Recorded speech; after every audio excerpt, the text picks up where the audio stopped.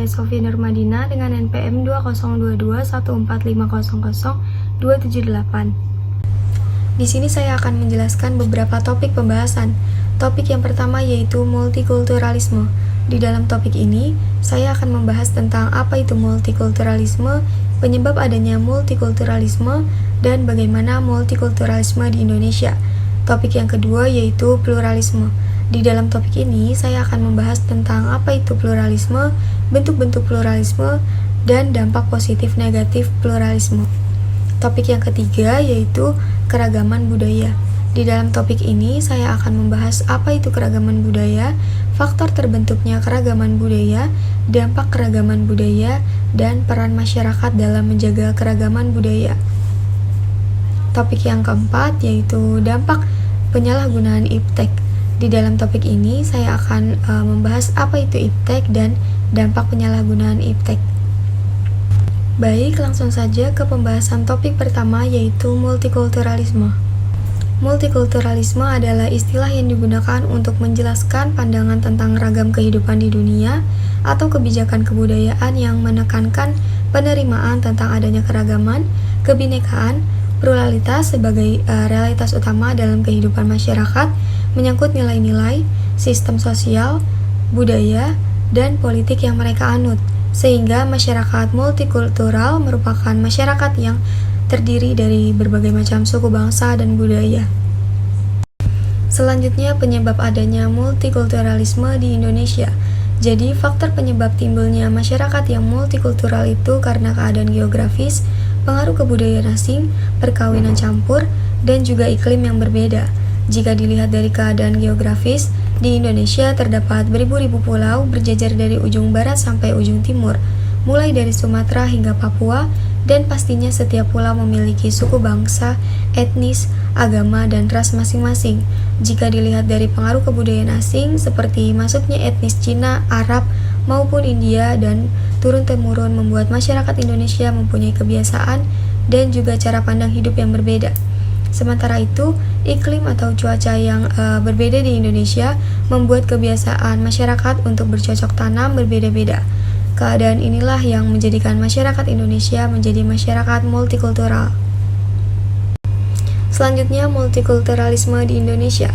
Jadi, Indonesia merupakan negara yang dihuni oleh masyarakat multikultural. Mengapa demikian? Karena yang pertama, lebih dari 700 bahasa yang digunakan sehari-hari oleh setiap kelompok masyarakat. Yang kedua, di Indonesia memiliki penduduk dengan penganut agama yang berbeda-beda. Ada yang menganut agama Islam, Kristen, Katolik, Hindu, dan Buddha. Lalu yang ketiga, tradisi yang berasal dari nenek moyang setiap suku bangsa. Seperti yang sudah saya katakan tadi, bahwa masyarakat Indonesia merupakan masyarakat multikultural, sehingga memungkinkan di dalam masyarakat mengalami konflik.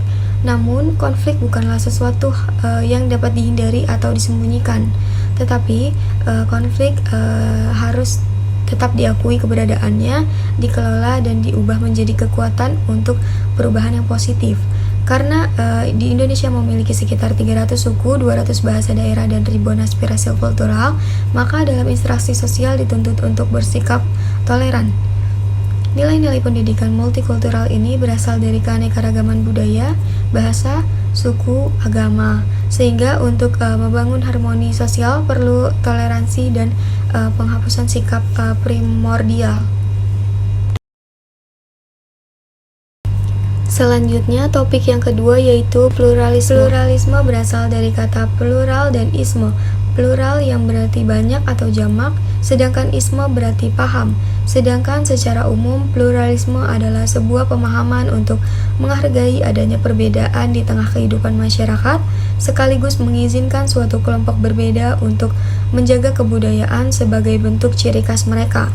Adanya pluralisme membantu proses pengaplikasian tindakan yang fokus pada pengakuan terkait dengan kebebasan beragama, berpikir, ataupun mencari informasi.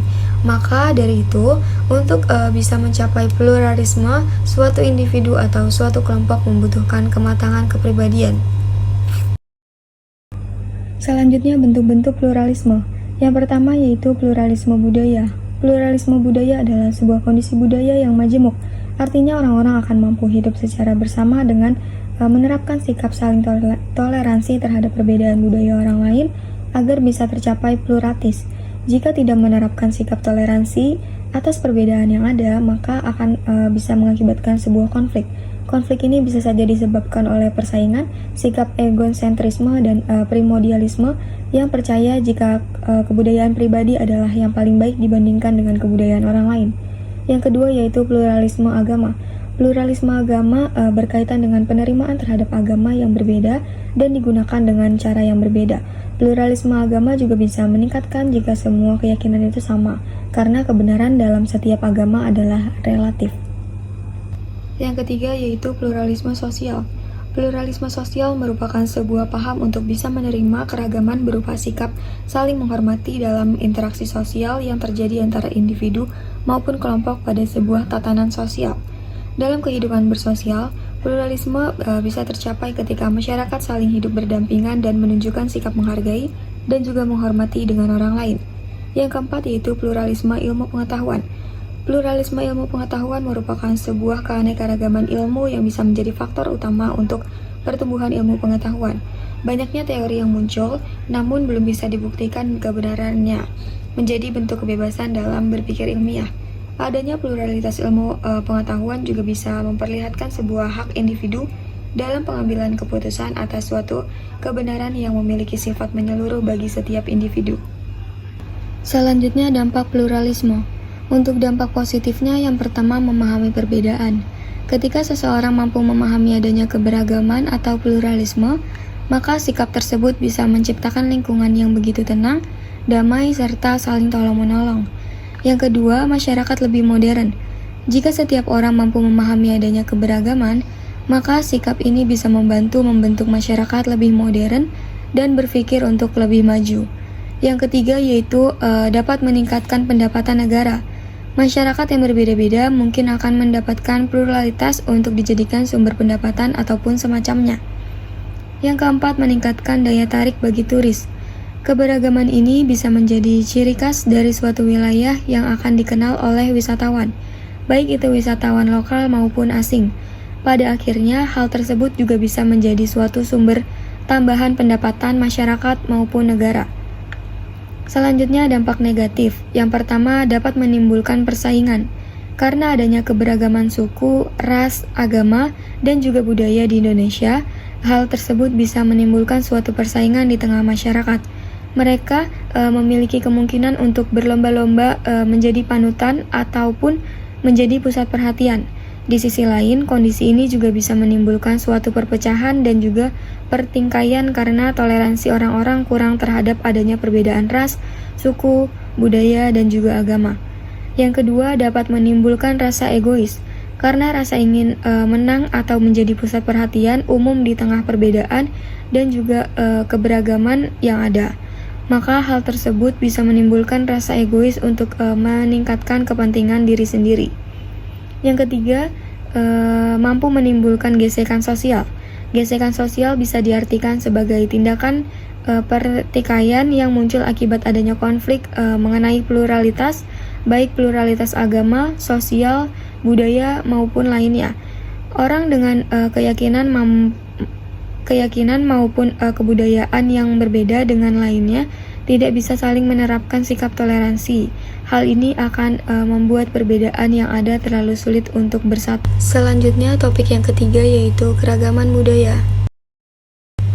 Keragaman budaya adalah ciri khas berupa keunikan, warisan dari nenek moyang, dan karya manusia dalam kehidupan masyarakat yang diterapkan sehari-hari, sehingga menjadi suatu kebiasaan. Contoh keragaman budaya yang ada di Indonesia yaitu rumah adat, upacara adat, alat musik tradisional, pakaian adat, tarian adat, lagu daerah, senjata tradisional, hingga makanan khas. Selanjutnya, dampak keragaman budaya.